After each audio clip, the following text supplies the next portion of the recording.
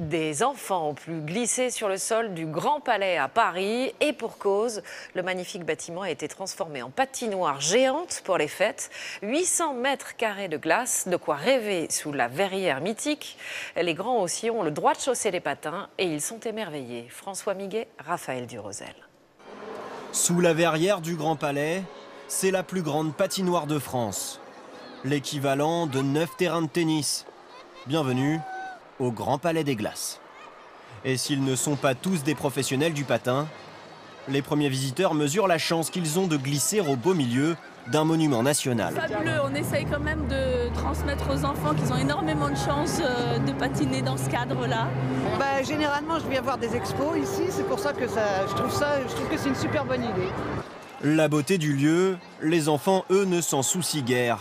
Ils n'ont qu'une chose en tête, éviter les mauvaises chutes. C'est difficile de bien tourner parce que ça glisse un petit peu trop.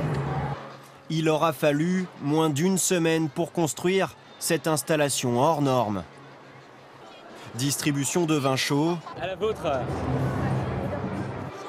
Chocolat bouillant pour se redonner des forces. Et traîneau sur la glace. Tout est fait pour donner au musée des allures de lac gelé. On a voulu en faire un lieu élégant, retrouver l'esprit qu'il y avait au début du siècle. Vous savez, on voit des gravures où les gens patinent sur la Neva ou dans des lieux un peu comme ça. Coût du projet, 1,5 million d'euros, entièrement financé par des fonds privés.